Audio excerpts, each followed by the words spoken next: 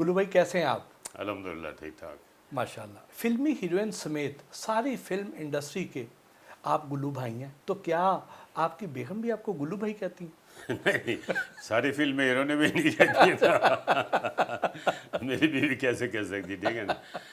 अक्सर लोग कहते हैं शोबिज़ में दो भाई बड़े पॉपुलर हैं, एक गुल्लू भाई एक मुन्नू भाई। क्या ये सच है कि आप छुप छुप कर सिनेमा देखने जाया करते थे और एक ही गो में पूरी फिल्म भी नहीं देखते थे कि कहीं पकड़े ना जाएं? आप मुझे किसी एजेंसी के आदमी लगते हैं जो सारे रिपोर्ट्स लेके आए। एक्चुअली उस ज़माने में ये था, जो मेरी स्टूडेंट लाइफ थी ना, मेरा जो मोहल्ला था नाज़माबाद में, मैं जब कराची में रहता था तो वो दो सिनेमा हाउस थे वहाँ पे। तो बड़ा अट्रैक्शन होता था फिल्म देखना उस ज़माने में। तो कुछ उस ज़माने में तो बड़ी पाबंदियाँ होती थी घर से। आज तो हर माँ बाप कहते हैं कि मेरे बेटे को टीवी पे काम करवा दें, आप इसको क्रिकेट टीम में ले आए, तो उस वक्त ये प्रॉब्लम था। तो मैं और मेरे दोस्त हम लोग टाइमिंग इस तरह से करते थे कि पहले दिन गए 1 घंटे की फ़िल्म देख लिए, फिर वापस आ गए ताकि किसी को पता न लगे। दूसरे दिन फिर टाइमिंग करते थे कि अब पहला घंटा कंप्लीट होने वाला है, लिहाजा फिर चलो, फिर थोड़ी सी देखी, फिर वापस आ गए। तो उसका भी अपना एक मज़ा होता था। उस जमाने में किन एक्टर्स की फिल्में शौक से देखा करते थे? मैं मोस्टली एक्शन फिल्में देखता था, और एक्शन फिल्मों में उस ज़माने में जो ज़्यादा होती थी शॉर्ट फाइटिंग की, और वैसे एक्शन फिल्में मोहम्मद अली भाई थे, सुल्तान राय साहब थे, ये वो सारे एक्टर्स थे जो एक्शन मूवीज़ किया करते थे।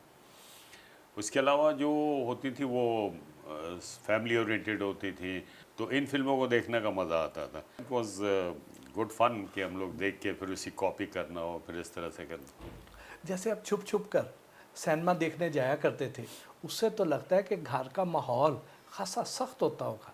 नहीं, इतना सख्त भी नहीं था, लेकिन कुछ खुद ही अपने ऊपर सख्ती तारी कर ली थी कि यार अगर पता लग जाए तो फिर पता नहीं डांट पड़ेगी, क्या होगा।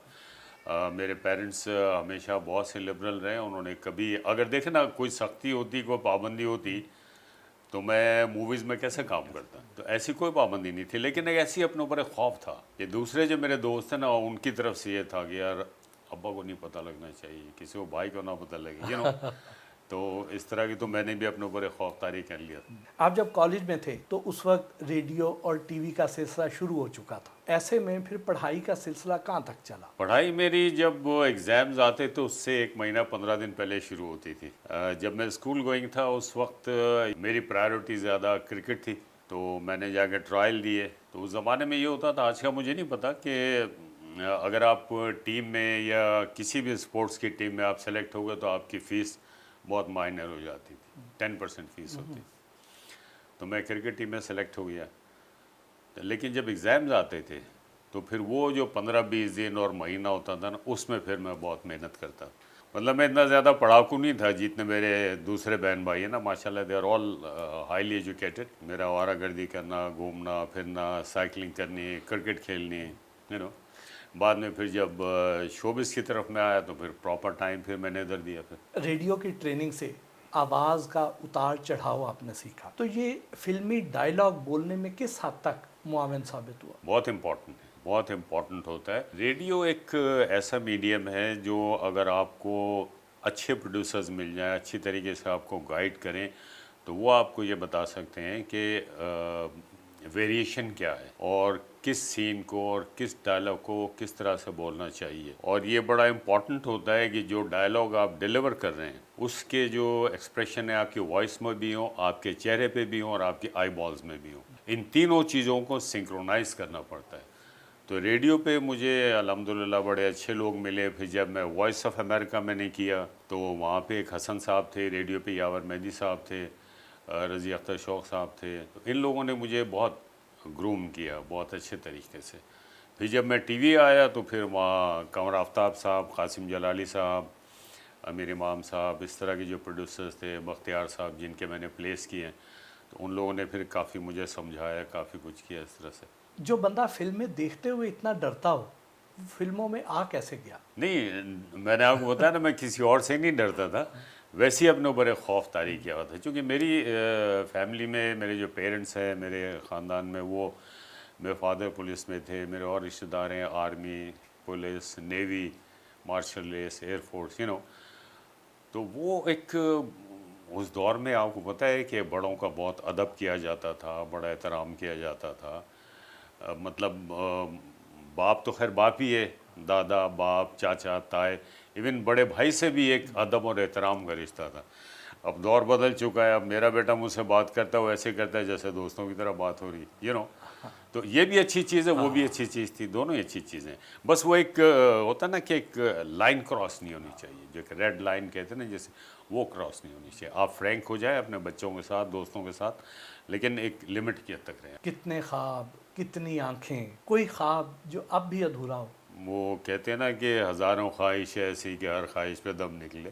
देखिए शोबिस का काम हो है या स्पोर्ट्स है, जर्नलिज्म है, पॉलिटिक्स को भी आप कह सकते हैं, ये सारे ऐसे हैं कि अगर आप सिंसियरिटी के साथ काम कर रहे हो तो कभी आपकी सेटिस्फेक्शन नहीं होती, और अगर आपकी सेटिस्फेक्शन कम हो गई तो इसका मतलब ये है, जो मैं समझता हूँ, कि आपकी क्रिएशन ख़त्म हो गई। You have to work all the time, आपका ब्रेन चलता रहना चाहिए। अल्हम्दुलिल्लाह मैं 300 फिल्मों में काम कर चुका हूँ और बहुत वैरायटी मुझे मिली है, बहुत डिफरेंट रोल्स मैंने किए हैं। सिखों के रोल मैंने बहुत किए हैं, वो जो बलोच भाई हमारे कराची में, वो मैंने किए हैं। कॉमेडी भी की है, एक्शन भी किए, रोमांटिक फिल्म मैंने, पाकिस्तान की सबसे बड़ी रोमांटिक फिल्म मैंने की है, बहुत सारा किए।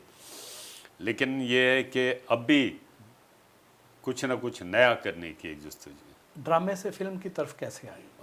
मेरा एक प्ले था कासिम जलाली साहब का, जिसका आपने भी जिक्र किया था, कितनी आँखें कितने ख्वाब। तो वो प्ले देखा था शबाब किरानी साहब ने, किसी के ज़रिए मुझसे कांटेक्ट किया।